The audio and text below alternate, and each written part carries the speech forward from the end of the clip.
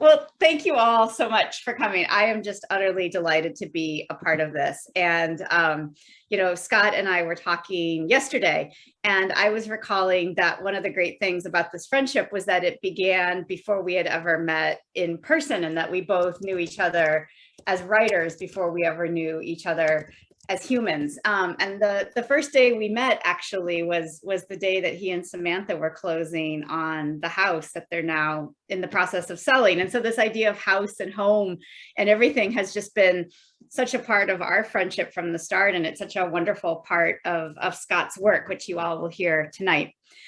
Just very quickly about me, I am not a poet in any way, shape, or form. So if you notice that tonight, be merciful on me as I try to bumble my way through sounding like I really understand poetry. I'm actually a nonfiction writer by trade, an environmental writer, and the author of 5 books, the most recent of which will be out in May. It's called Trailed: One Woman's Quest to Solve the Shenandoah Murders, which has nothing to do with what we're doing tonight, other than a real deep love for place and landscape, which is something that I've always really admired about Scott. So by way of introduction, I'll say that Scott's history is voluminous and wide-ranging, but what might be most interesting for you all to know tonight is that he is the author of multiple books, including the book that will be released tomorrow, Wine Dark Sea, New and Selected Poems and Translations. He's also the author of several other books, including Dwelling, Fallow Field, of which some of the poems that you'll hear tonight are taken from Walks in Nature's Empire. He's received numerous awards and fellowship opportunities. He's been published in multiple publications that are probably familiar to some of you, including American Poetry Review, Alaska Quarterly, and along with some other ones as well, too. He also, very interestingly, when I first came across him, founded thegreensskeptic.com, which he wrote for years, beginning with when he was in the Nature Conservancy, and then remarkably would regularly appear on Fox News to talk about environmental issues. Fox Business. Fox Business. Just make that distinction. I was never on Fox News. Which is how I first came across him, and maybe not secretly wondered if he was sort of a closet infiltrator into the world of environmentalism. But lo and behold, he is the real deal. And I am so incredibly excited to be joining him tonight in his launch. So Scott, welcome. Congratulations. This is all wonderful news. We're all really happy to be here. And as we were sort of talking in conversation ahead of time, if you all have questions, requests, comments, things like that, please feel free to put them in the comment bar. I'll try to keep an eye on them as we're moving along and interrupt periodically to make sure that you all get included into the conversation as well. I know that for a lot of people, the situation in Ukraine is very much on everyone's mind. And certainly when Scott and I were talking yesterday about this evening, that was one of the things that we had on our minds as well, too. And both he and I had arrived at a first poem to read for tonight that actually sort of speaks to this idea of conflict and how we deal with it and sort of, what and who we become out of it. And so I had asked if Scott would begin tonight by reading a poem called Peace on Mount Zion. And if you want to say a few words beforehand, please, of course, feel free. I will. First of all, I want to thank you for co-hosting tonight. I've been so looking forward to this. It's so much fun to be with you, Kate, for this event. But I also want to thank my wife Samantha and her business partner and our friend Remy Chakraborty for allowing us to use their platform, Root Zillions, for tonight's webinar. And for the women leaders in the audience, you really should check out their program at rootzillions.com. It's an amazing program for women leaders, and it will take you on a transformative journey. So please check that out, rootzillions.com. And I want to thank a shout out to my publisher, Christine Coate, who at Shanti Arts, and to Patricia J. Finley for her amazing cover art, which I unfortunately, because of the delays with printing and paper and the fact that DeJoy has taken all the joy out of the Postal Service, I don't have a copy of it tonight, but I did make a little mock-up, and the cover this does not do it justice. It's really a beautiful painting, and I'm really looking forward to seeing the final version. So, as Kate said, peace is on our minds a lot these days, and in particular, well, my wife's ancestral people of the Ukraine. So I wanted to dedicate this reading tonight to the people of the Ukraine, and as they defend themselves and their country against aggression. And start with this poem, Peace on Mount Zion, which I wrote for Erica's bat mitzvah as the peace prayer a few years ago now. Peace is such an abstract word, made concrete by the story of an Arab shepherd and a Jewish father, told by a guide overlooking Sultan's Pool, outside the old city of Jerusalem. From Amikai's poem about searching for a goat and a child on Mount Zion. Their temporary failure strikes me first, a lasting impression, lingering over the ramparts of the old city, cradle and shelter of all origins. So much begins searching for a goat and a child on a mountain, new religions, sacrifices, whole cloths to cover the void, until the child is found and the goat hiding together among the bushes. The father and the shepherd cry together and laugh, and for a moment all is quiet, except for their voices, which you can still hear echoing over centuries of stone. That's beautiful. Talk a little bit about how that poem came to be. So Samantha had asked me to write a poem, a peace prayer for Erica's bat mitzvah, and I struggled with it for a long time because I was thinking about, well, how do you capture peace, and what does peace mean, and how do I put it into context for this ceremony, which is so momentous, and it was really a very, very special part for our family. And we actually were in Jerusalem for a conference, and went on a tour, just as it describes in the poem. The tour guide was telling, we were standing right where I said by Sultan's Pool outside the old city, and he's talking about Amikai's poem, and I'm like, of course, Amikai, that makes so much sense. And then when he told this story about an Arab shepherd and a Jewish father coming together, and they put aside all their differences and to search for their child and their goat. And I was thinking how incredibly powerful that was as we were standing there in what was the cradle of major religions and also major conflicts and major strife.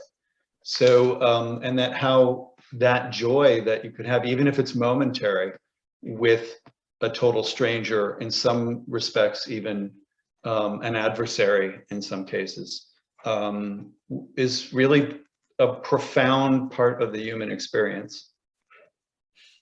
That's really lovely and poignant. And as I was rereading it today and thinking about this idea of peace and conflict, my mind kept going back to this sort of tension that I have as somebody who's studied poetry but never written it, where on one hand you have the 18th and 19th century poet Percy Bysshe Shelley saying poets are the unacknowledged legislators of the world, and arguing for this very sort of public stance of poets. And then you have the early 20th century poet William B. Yeats writing on being asked for a war poem, where he basically says he thinks that poets should remain silent in terms of war. So this tension of what the role of a poet ought to be, especially in a time of conflict. And I wonder, how do you fall on that? What do you think poets ought to be doing?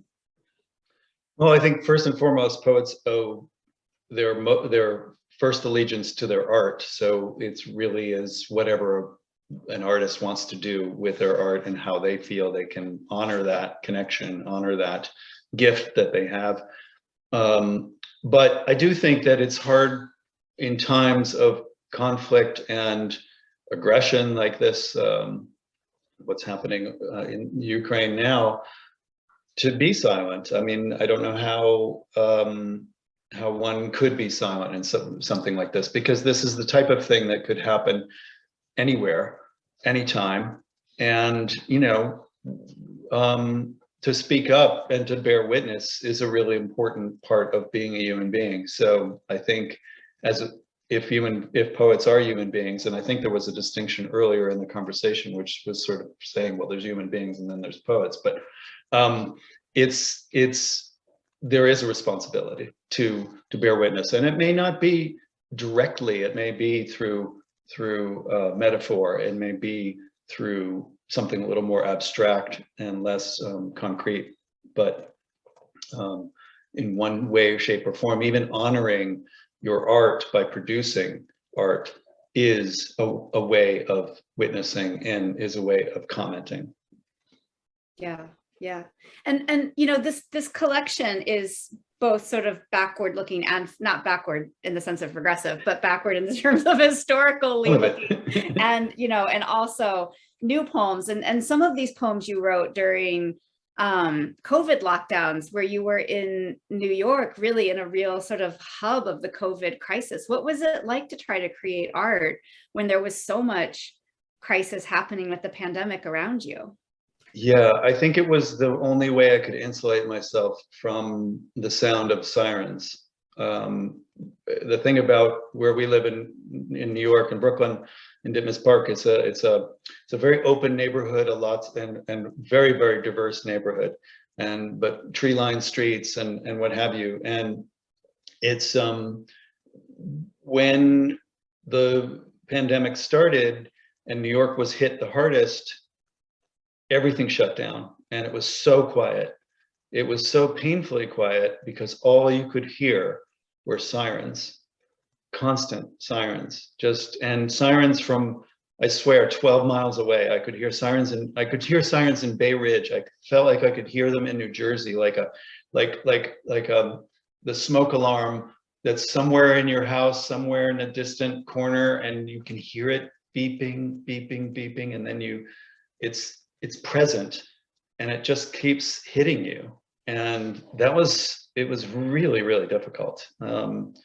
We were lucky because we have a big house, and we're 8 blocks from Prospect Parks. So, and we have a porch. So we were not as locked down as many people were, and not as isolated as many people were.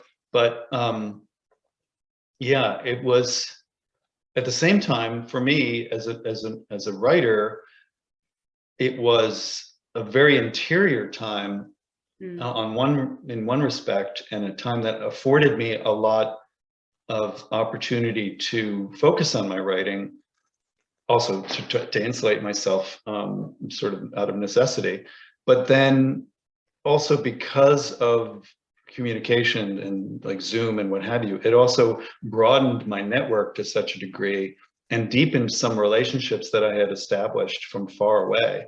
So, I mean, one of the things that really hit me was we had been back to the Azores, where part of my family is from, in January of 2020, and had been planning to, well, I received an award over there and was supposed to go over in April to receive it. And obviously that didn't happen. So, but new ways of connecting and communicating allowed me to be more present on the Azores than I ever could have been had I had to fly there, you know, and you know, stay somewhere and what have you. So friends and family and colleagues and other writers, and you know, it really kind of deepened some relationships at the same time. So again, there was that tension between the isolation and the connection. That's interesting, because what I had noticed is that a lot of these poems, these new poems, are about love, and you had picked out a couple that you were going to read, and they, if you hadn't known they were written in a time of COVID, they just do seem like these beautiful, you know, really wonderful pastoral love poems. Do you want to read those so folks can hear them? Sure. So one of the poems I want to read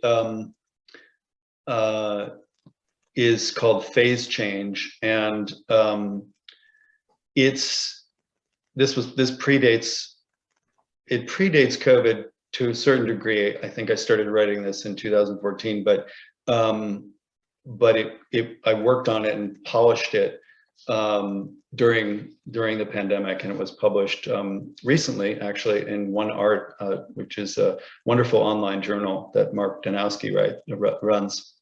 So there's a little bit of background on this poem. So my Aunt Liz, who was really into astrology, my late Aunt Liz, drew a chart for me when I was born and shared it with my mother. And one of the things that I recall, I never saw the chart, but I recall my mother saying about it was that my life would be filled with changing circumstances, which, man, that is the truth, definitely. And so this is a love poem to Samantha, my wife, one of many in this volume. And one of the things that drew us together, even when we started out as friends, was our mutual need for transformation. For neither of us were happy or satisfied with who we were in the world. And one of the things that brought us together, I think, was that, and is so remarkable, is that we bring out the best in each other. And the phase change that I describe in here in me was real. And this poem, I tried to capture it in that. So the term phase change comes from chemistry. It's a change from one state, solid, liquid, or gas, to another without a change in chemical composition. So I try to play with that a little bit in here as well, while also bringing out some of the emotions and what was actually happening within me over time. Phase change. Was it my heat or yours that took me through phase changes to who I am today? In my fluid state, I could never be contained, flowing yet never satisfied, reaching for something that mattered, wanting to be a solid, authentic person, worthy of heat and attention. I'd reached the freezing point by then, cold. I was cold and callous to a point where no one could hold me. I became frozen in all ways that matter, constantly breaking my mold and splintering off in all directions. Not unlike shards of ice that shatter rather than completely changing states. Latent heat of fusion or vaporization, latent fear of transformation, fear of the unknown, a state of uncertainty.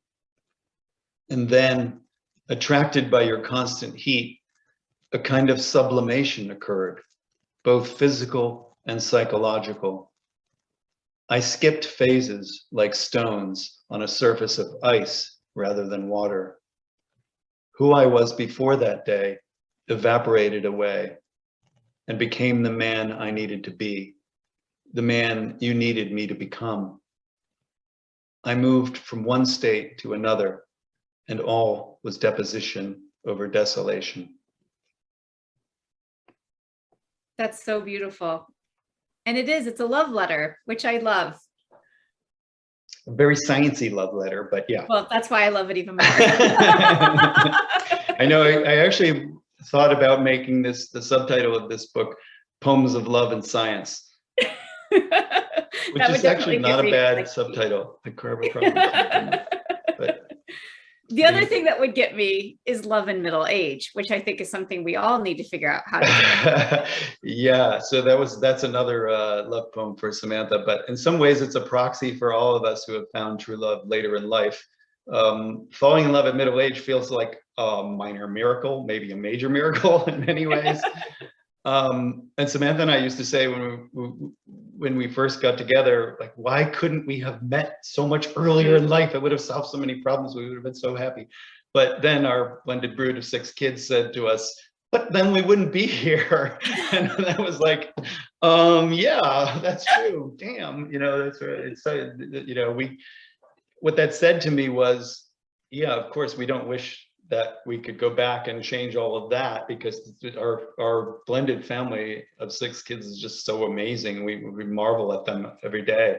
But we had to go through all that we went through the good and the bad and the, you know, difficult and the joyous, in order to be ready for each other. So to come together at middle age, you know, you come with some baggage, you come with some work that you still have to do, you come with a recognition that you're not perfect, and you don't expect your partner to be perfect either, because we've both lived, and so we work on it.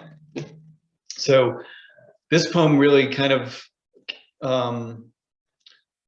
really was one of those poems that sort of just gestated. It just kind of, you know, came out of you know, a sort of deep feeling, and tried to capture that kind of essence. Love at middle age. In the moment when our scars kiss, closing the gap between our laps, mine from double hernia surgery, yours from 3 C-sections, we become more aware of the vicissitudes of beauty, the latitudes of love, and gravity of longevity than ever in our lives.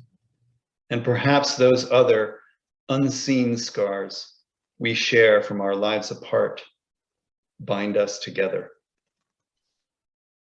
It's so beautiful. And I think everybody who's listening can probably relate to this idea of what do we do, you know, with our scars? Are they beautiful? Are they, you know, do they weigh us down?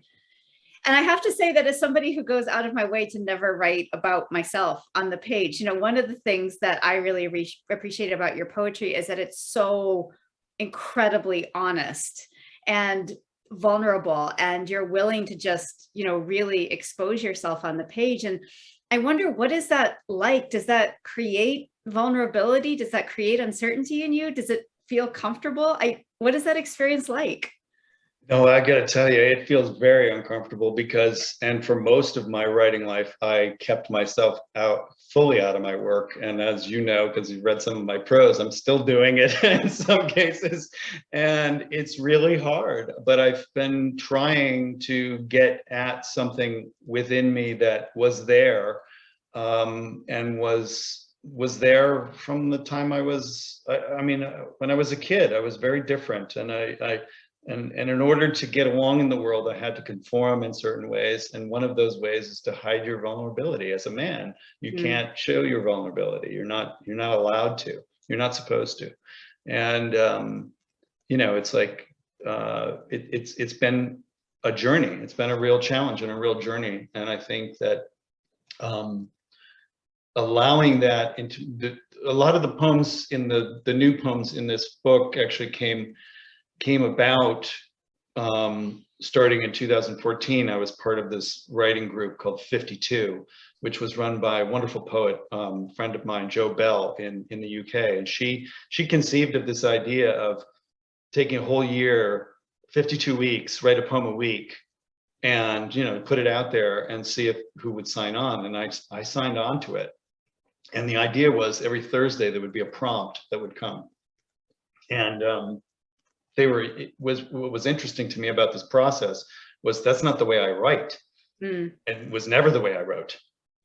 And so, first of all, to have somebody else's prompt, somebody else, you know, prompting you, this is what you're going to write about, you know.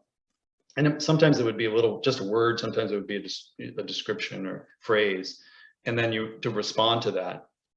What I found was, because that already took me out of my comfort zone as a writer, it allowed me to be more vulnerable and to put myself into the poem in a way that I was not able to do when I was generating the idea, or when I was generating the metaphor or what have you. And so that was a really interesting challenge to me. Also killed me as a poet. I found it really hard to write poetry after that year. I wrote a poem a week, every week that year. And so I ended up having 52 poems. Not all of them were good, but, you know, a number of them ended up in this collection. So yeah, but it was a challenge. That was a challenge to make myself more vulnerable on the page and challenge myself to work in a way that was uncomfortable, allowed that to happen. it's inspiring for people like me. We tend to hide behind research and, other people's words and things. And so the idea of sort of opening yourself up on the page for people to see is, I don't know, very brave as far as I'm concerned. Well, it's funny because I always had this, when I was a teenager, I had sort of two big examples for poets that were exact opposites. So one was Allen Ginsberg, who was, first thought, best thought, get it out on the page, and he was very, very, I mean, like Walt Whitman, the modern Walt Whitman, and just everything was out there. And sort of the confessional poets, the beat poets of that ilk, and Robert Lowell among them. And then, not a beat poet, but a confessional poet. And then on the other hand was Elizabeth Bishop, whose work I really gravitated to, which was very tight and terse and like kept things very close to the vest, and for a lot of reasons. Some of them personal and some of them just because she was, decorum was very important to her. So I had these two models that sort of, as a teenager, when I was first getting really serious about writing poetry, I had these two models that were speaking to me, and Bishop won out for many, many years because I felt like, yeah, well, I don't want to show who I really am. I don't want to be a confessional poet. And some of that was a reaction to a lot of the stuff in New York in the early 80s. It was very, I mean, people were just bleeding on the stage, and I didn't want to be that way.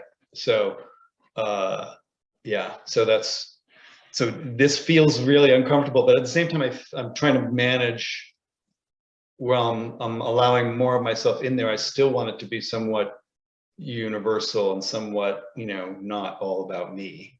So I think you do a great job of that. And it's interesting to hear, Ginsberg, who I think of as this sort of like wild and unbridled free verse, blank verse guy, and Bishop, who I think of as, so controlled and sophisticated in terms of poetic form, Mm-hmm. and one of the things that I love the most about this book is that you have both. And for folks who don't know poetry, there are these crazy poetic forms in this book that are impossible to write and esoteric, and for reasons unbeknownst to me, you've decided to tackle those. And I think that that's really fantastic. And so, those of you, hopefully all of you will buy the book after tonight and really pay attention to the Is that my cue to put the link in the chat? I think that would be a great idea. Oh, okay.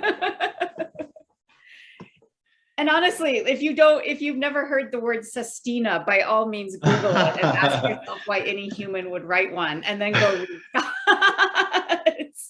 It's actually, it's interesting because the sestina in this book is one of the things that I try to do. I'm just going to put this link in there to my publisher because she'll be happy that I did that. I tend to really do a lot of revision, and this is true of most of the poems in this book, although there are some that I'll read from later that were more first thought, best thought. But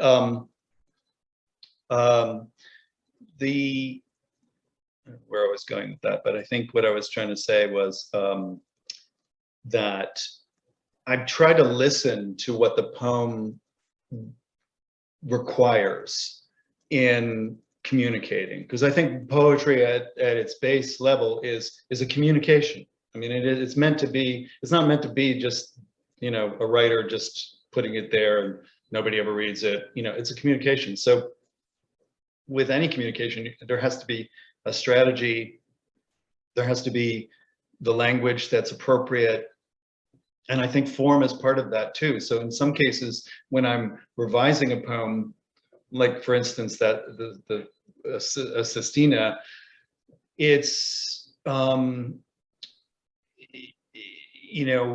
it may be that poem in particular, which is about a snake losing it, shedding its skin, and then recognizing it later, required the sestina form because it was that sort of the sestina form has this sort of spiraling, cadence and a spiraling form that really resonated with the subject matter. So in most of my poems, I'm trying, first I may have an impression, or a line may come to me, a phrase may come to me, or an image, I'm wrestling with something that I'm thinking about, that I really need to get at. And the way I do that is by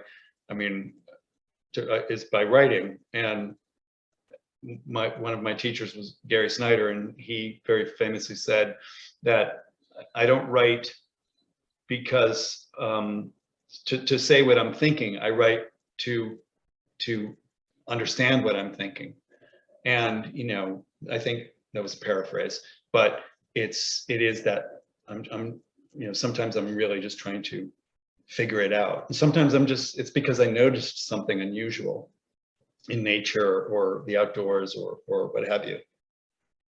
And one of the things I really appreciate about your work as a writer is that you'll take an issue or a thought or something that you're wrestling with, and you'll approach it not just from poetry, but you also approach things from essay, you approach things from memoir. And it's really almost this idea of like, I kind of see you, if I can sort of stalk something from 360 degrees around, maybe I'll kind of get to the truth. And one of the themes that I personally have always seen in your work, that I see you approaching from all sorts of different angles, is this idea of home, both literal home and also metaphoric home. And you have two poems in this book that approach it from very different perspectives. And I was wondering if we could maybe hear them almost kind of back to back, so folks could see this different approach to the same theme. So this is Doubting Finches and Letting the House Go. Yeah. That second one is about to become even more significant. So Doubting Finches. So I have a lot of bird poems. I'll just confess, I'm a bird poet.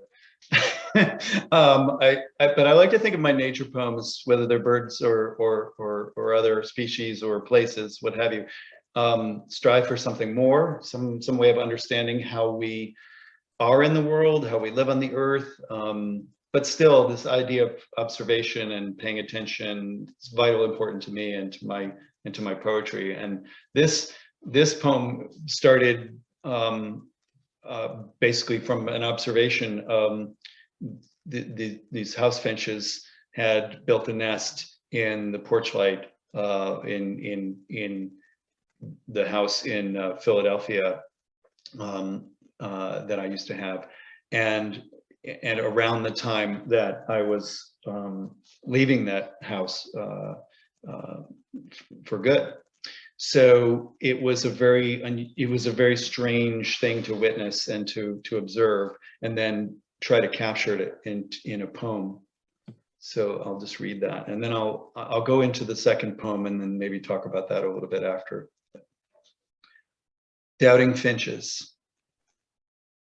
The house finch nest in my porch light has a curious architecture, made entirely of found things: dried seed heads from last year's columbine, dusky strands of my daughter's hair, small sticks, rose thorns, bits of string, a gold thread from a cigarette pack wrapper.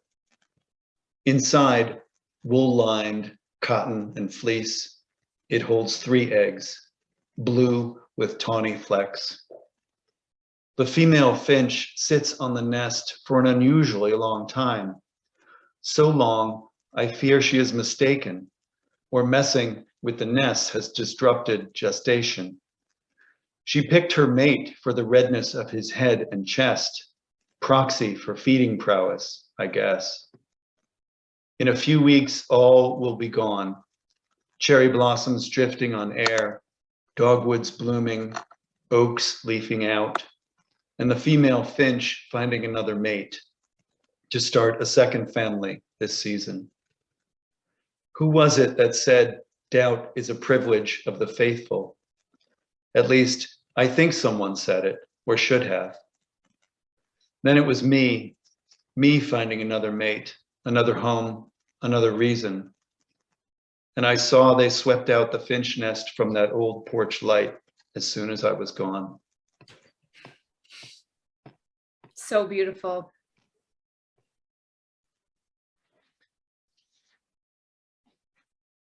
Yeah, I'm just going to go right into this poem because yeah. I think that's the first time I've read that poem aloud. It's heart-wrenching. I've always really liked that poem, but it took me, I worked on that poem for a long time. That was a really hard poem to finish.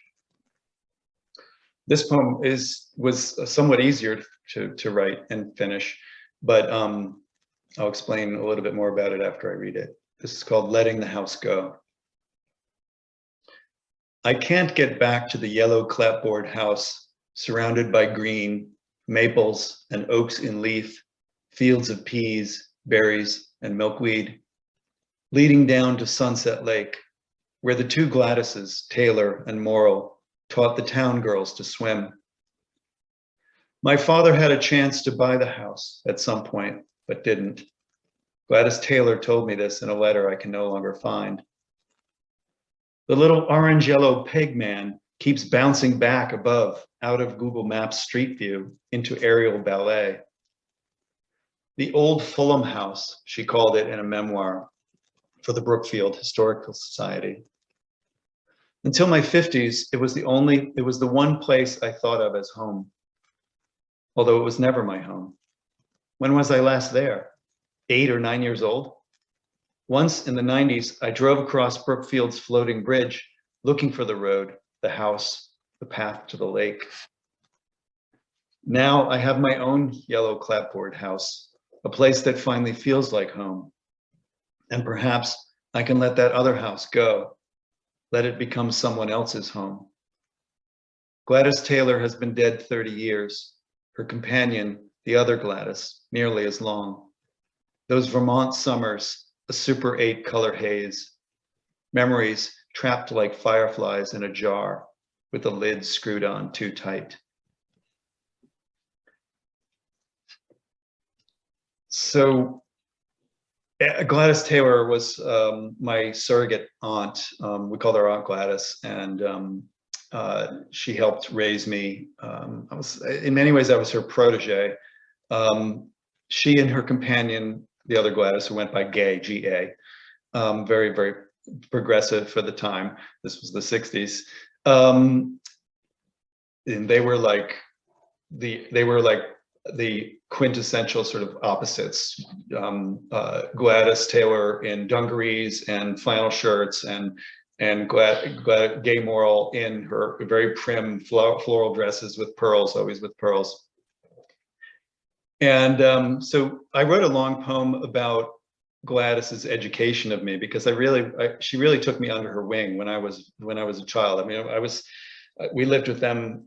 We rented an apartment above their house in East Providence, Rhode Island, during my formative years, and then we kept in touch with them, and we went up to this Vermont house until I was like 9, I think. Anyway, so I wrote that poem. It's called The Postlude, and it's too long to read here. It is in the collection. It's also in Fallowfield.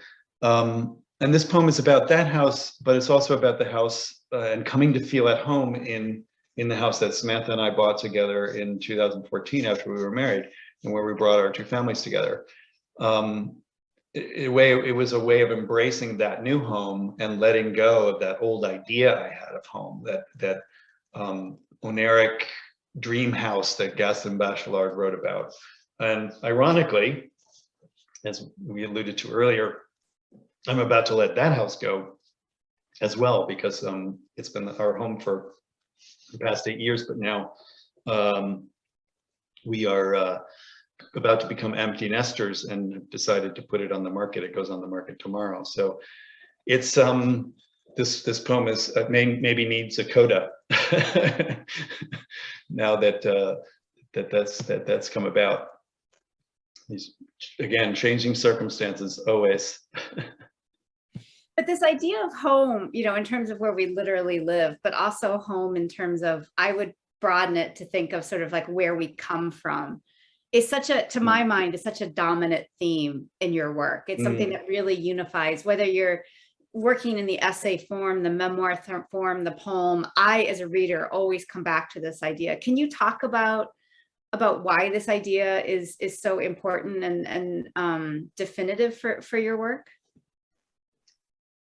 I may have to call my therapist and have her come in. No, I think it's I think really I think really frankly that I never quite felt at home growing up in my home, and the house of my father, or later my father and mother, and then later my father's house, or my mother's house. And I think I was always sort of looking for home, looking for a way of getting back to that time that I had with Gladys and her, because she was such a welcoming, enriching, loving human being. And her dog Bonnie, who was my first companion, was similar.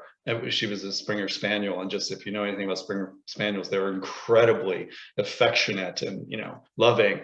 And so when I lost that, say it was probably around age 9, I didn't know where to turn to find it, and to like see, where do I find my place? Where do I belong?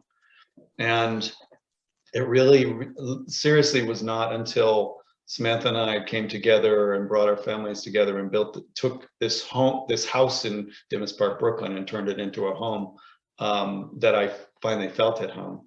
And then again, the second time I felt that was the first time I went to the Azores, which is my ancestral home. So I was sort of like there and being like, what? Why do I feel like I've been here before? Why do I feel like this is somewhere where I need to be? Kind of like I've never been here before. And I almost went into denial, because I was like, how can I have these feelings? I shouldn't, I shouldn't have these feelings, And so. Well, let me interrupt real quick, because let's Yeah. talk about that, especially for folks who aren't familiar with the story, because it's fascinating. I mean, you did a deep dive into family history and genealogy, which I think a lot of us can identify with if anybody's been on ancestry.com or something. But your journey took you from, a golf course in Rhode Island, Yeah. to the Spanish Inquisition, to the Azores, where you've become a member of a brand new community. Talk a little bit about that journey. Yeah, brand new community for me, that's for sure. I mean, I didn't grow up knowing much about that history at all. My grandfather was first generation Azorean American, born in Providence. He didn't want to have anything to do with his parents' homeland, and leave that all behind. I want to be an American, which was very common at that time. He was born in 1915, and so that his generation, first generation Americans, they wanted to be American. And so I didn't grow up with in the Azorean community, even though we lived in East Providence and it was right there. We never went to the festas. We never did any of the, typical sort of, Portuguese traditions. We had some food, linguiça and Portuguese sweetbread and what have you, but not to the extent that made us feel like we were part of the community. And my grandfather never spoke the language with my mother or her siblings. And so consequently, it wasn't passed on to my generation. And so not having that awareness. And on the other side, I had my father, who was like, we're Scottish for fuck's sake. And, even though he was mostly Irish, come to find out. But, this sort of denial on my grandfather's side, and the denigration of my father just always was spitting on the Portuguese, and it was really kind of horrible, because I was usually the brunt of it, because I had more olive complected skin when I was a kid. I looked Portuguese, and he took it out on me. So yeah, so it was sort of like this Pandora's box for me that was sitting there looming. I tried several times to get access to it, first through my grandfather, who then, before he was able to share the stories with me, passed away, and then through his sister, great aunt, and that didn't go anywhere. And then finally, it was after the death of my father, which maybe sort of released that, Scottish hold, that allowed me to really dig into, well, I need to know this stuff, because now everybody who knew anything about it was sort of gone, you know? And so how do I get it back? And luckily, ancestry.com had started up, and so you had, you know, access to files and access to data. You know, I still didn't really know who these people were, but I always had names and I had streets, and I could trace them back to their homeland. So that deep dive really took me back to the Azores. Literally, we should Literally. say. And Samantha started going. And yeah. I got a residency with Disquiet International in 2018, and that was the first time that I went back. And literally, I stepped off the plane and I thought, I know this place. Why do I know this place? How do I know this place? Like, really didn't make any sense to me. And then Samantha came to like 10 days later, and she fell in love with the place. And so now we've been back several times. We're going at the end of the month, finally. And we're planning to spend half our time in the Azores and half our time in the States. So moving forward. So yeah, it's a really deep connection that I feel very, very grateful for.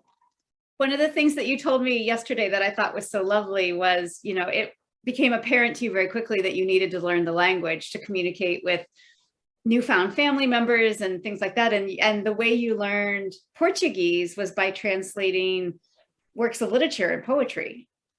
Yeah, well, I've been trying to learn the language since about 1994. When I first started, I was studying with and listening to tapes that the only things that were available were Brazilian Portuguese, and so I wasn't sure I was really doing it justice. But I did speak to my grandfather before he died in Portuguese, which really touched him and moved him. And I think he would have given me the stories. He would have given me the key to that Pandora's box had I been able to pursue it. But life got in the way. It didn't happen, and then he passed away. And so I've continued over the years to try to get access to that language, which is very, very difficult. It's a very difficult language. And but one of the ways that again, when I'm wrestling with something, I tend to write about it. So I figured one of the keys to the language was for me to read poetry, try to read poetry and try to translate the poetry, because it's I understand how the strategies of poetry and the language, how the language is used. And so I figured if I could see those patterns in the Portuguese, I might get access to it more readily. So I'm going to totally put you on the spot right now, because you also started writing in Portuguese, and you have a poem in the book that appears both in English and in Portuguese. And I was hoping you might read it in both so that folks can hear it. Yeah, you did warn me about this. So okay. I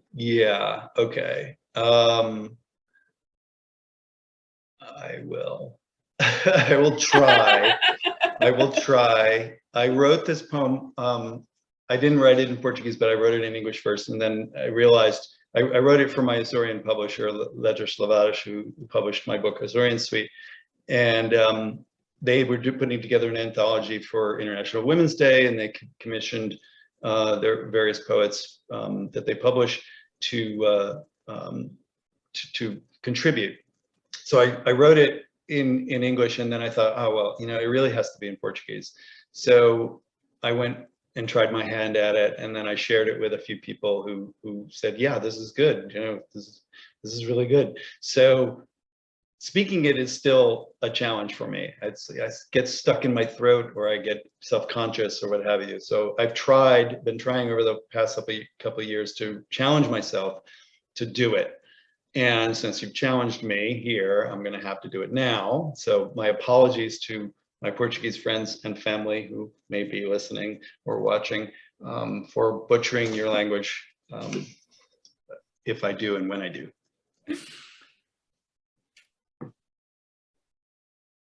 A outra metade do seio, sejam cinzento, coberto de nuvens, ou azul safira claro, abraçado pelos dedos cor-de-rosa de dawn.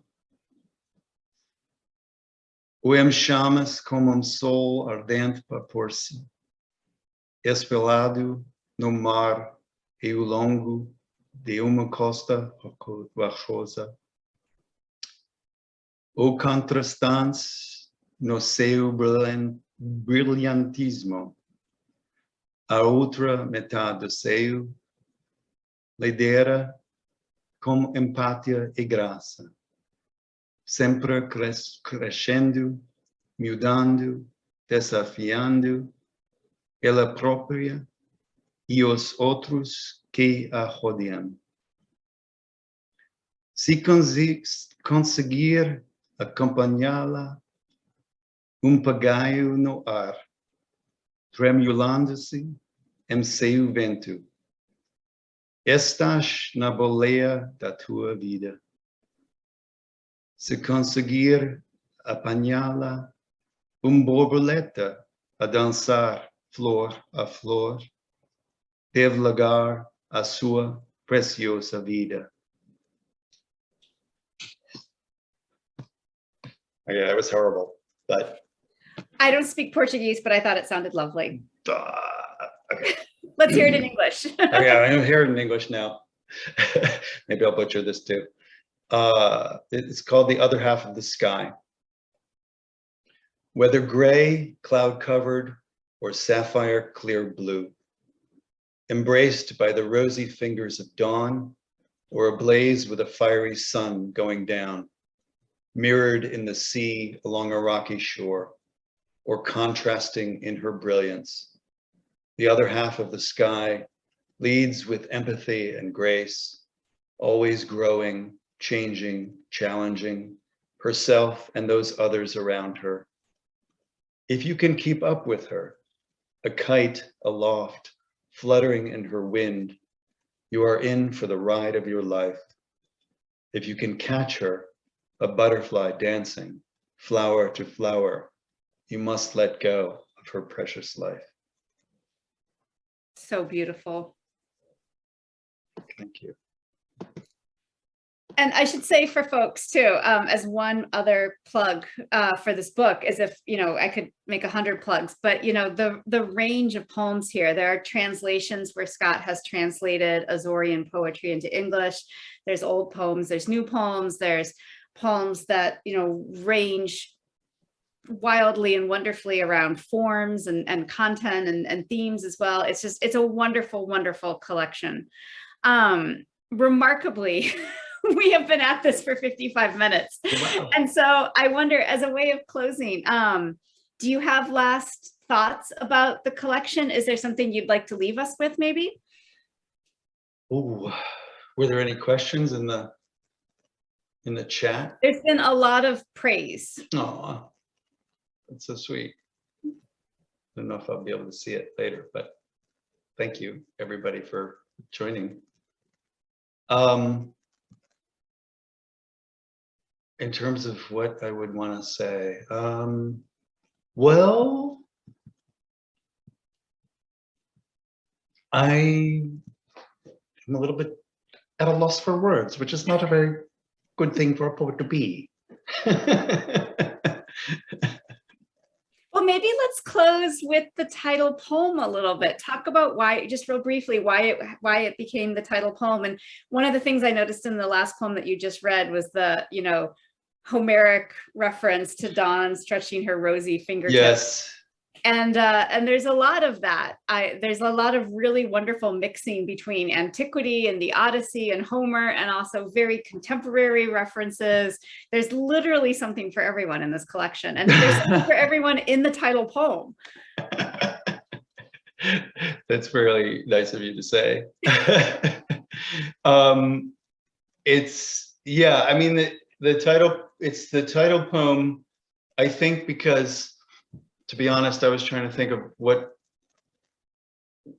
title I could have for this book. And so, but I also like the play on my initials, SEA. So the Wine Dark Sea is sort of, if I'm honest, as the title for selected poems. My Wine Dark Sea, thoughts, sea shanties, sea dreams, you know, that sort of thing.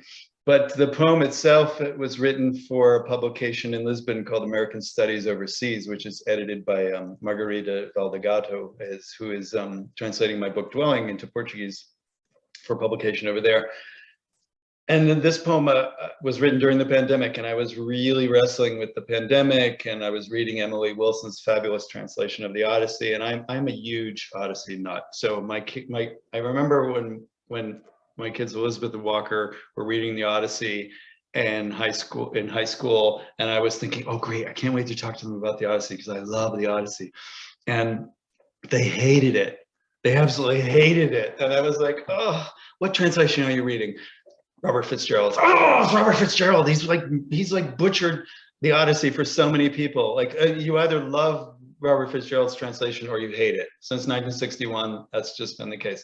But there are so many better translations of it. And this latest one by Emily Wilson is just fabulous. It's the first one translated by a woman. And it has just an incredible sense of poignancy and directness that the others sometimes just don't have because the academics get in the way. So I was kind of wrestling with that, and also the idea of being forced to stay at home and not being able to get back to my ancestral inherited home, the Azores, and just not. So there's a lot of different things going on in this poem, including some stuff, you know, just from the news and things like that. It's really kind of a compendium of different things. But if I were to read one section that's most relevant to what we've been discussing, then it would probably be section 3, which was, you mentioned something earlier about my writing about similar themes in poetry and prose and essays and, you know, what have you. And I think I learned that from Donald Hall, who took Oxcart Man, one of his best known poems and a wonderful poem, and turned it into, I think, 5 different, he did an essay, he wrote a children's book that was illustrated and published, you know. So I sort of learned the lesson of, you know, you're never really, just because you've written about something once doesn't mean you're done with it, you know. You still have stuff to work out, you still have things to think about, and it's still relevant. So this section of the poem was where I was still, well, I was really longing to be back in the Azores, and I wasn't able to. And so I again was sort of thinking about what this connection to that place means to me and to the people that I've met there, both my family that I didn't know I had, who are just absolutely lovely people, and I can't wait to see them again. And then the writers who welcomed me and embraced me into a community that is incredibly special. And so I was kind of wrestling with that here. And so I'm just going to read this section. So, history, from the Greek historia, meaning to learn from inquiry, and knowledge acquired by investigation, leading me to historia, story in Portuguese, which language also renders the wine dark sea thus: O mar, cor de vinho, where cor is color, although it resembles the English word core, the central or most important part of something, the earth's core, say, or the core of an issue, the central part of a fruit, as in Merriam-Webster's definition, especially the papery or leathery carpels composing the ripened ovary in a pome fruit, such as an apple. But here, the core of the story, the central part of my historia, at least, or what I've learned from inquiry, is that the ocean crossing of my great-grandparents heading from the Azores to America is at the core of my own history, my own story, that their individual crossings bore fruit in the form not only of my later life, but of a sort of trauma of separation they both must have felt, leaving their island, and which may have been passed down to me through RNA, rendering the wine dark sea, if not the color of wine, perhaps the core of my own sensibility. Ribonucleic acid, RNA, is a polymeric molecule that serves as a messenger, coding and decoding, regulating and expressing genes, sensing and communicating responses to cellular signals. In other words, RNA is a storyteller. The story it tells then is that of intergenerational saudades, as my friend Esmeralda Cabral calls it, which easily overtakes me like ocean waves, and which I'm convinced was passed down to me from my ancestors.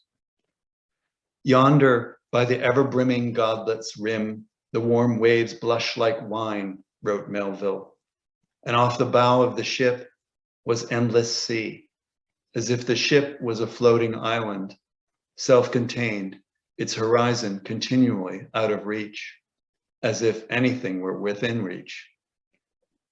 Emerson's vast spaces of nature, long intervals of time, years, centuries, must have seemed vaster still to a girl of 14 or a boy who had just completed his 19th trip around the sun, leaving their island home for the first time into an unknowable unknown. It's just wonderful. It's just wonderful. And I feel like that excerpt is such a wonderful encapsulation of what is so rich and wonderful about this collection. There's so much breadth and depth and literally something for everyone. And honestly, I cannot say enough great things about it. And I can't encourage folks enough to go out and get a copy of it. Tomorrow is the launch date. Yeah. And one really wonderful thing folks can always do for writers is publicize launch dates on social media. They can write reviews on Goodreads, on Amazon.com. You can, of course, order it from your local independent bookstore. You can rave about it on Twitter and Facebook. We writers love, we love the attention and we love the metrics. And this poem and this collection is so incredibly worth it. So Scott, thank you. Any last thoughts as we sign off? I'm just, I was just looking at the chat a little bit and I'm just overwhelmed by the people who are here and people from all parts of my life and all different places and all people that I love. And I just thank you all for being here. And thank you, Kate, for doing this. Just wonderful. A real pleasure. Thank you. Yeah. And thank you to Samantha also for hosting it. Yeah. Great. Well, thank you all. With and that. thank you, God. And again, please go buy this beautiful book and then rave about it whenever you have the opportunity. Thank you. All right. And I think with that, we'll say good night to folks.